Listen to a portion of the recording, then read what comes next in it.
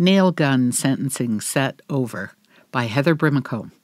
A Pictou County man will wait until March for final sentencing after being found guilty of criminal negligence causing bodily harm and assault with a weapon.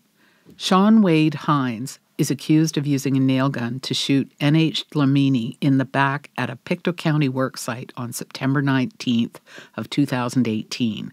He was found guilty on September 26, 2019.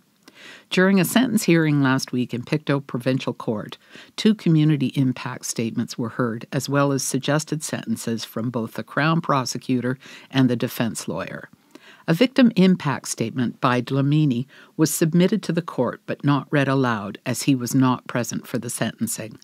Approximately 20 letters of character reference were also submitted by the defense for Hines' case.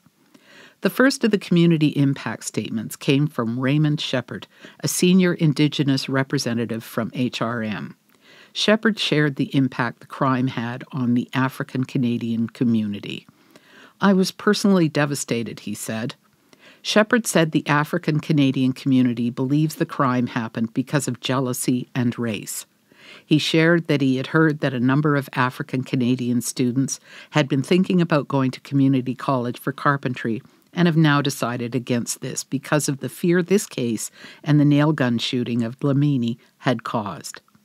In this so-called enlightened year of 2020, we could no longer afford, if we ever could, to be judged for our differences.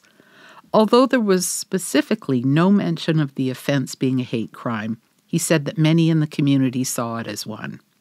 "This is the first time after being in courtrooms across Nova Scotia I heard something, and that something was truth," he said, adding that he wept upon hearing the guilty sentence. "We need to start with respect and end with respect." Another impact statement was read by Angela Bowden, an advocate and activist.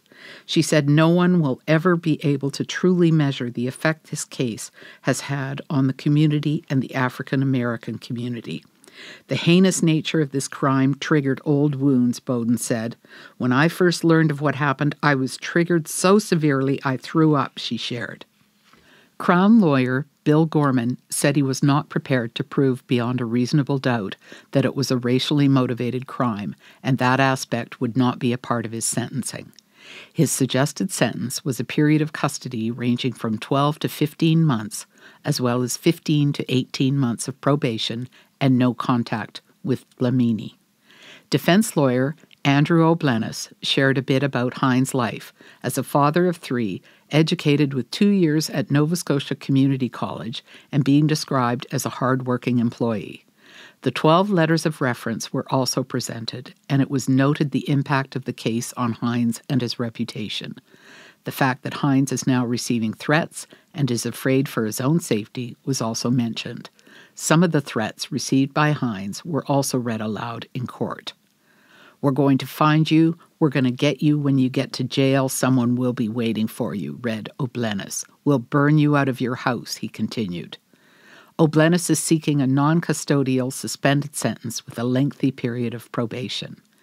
Hines offered an apology.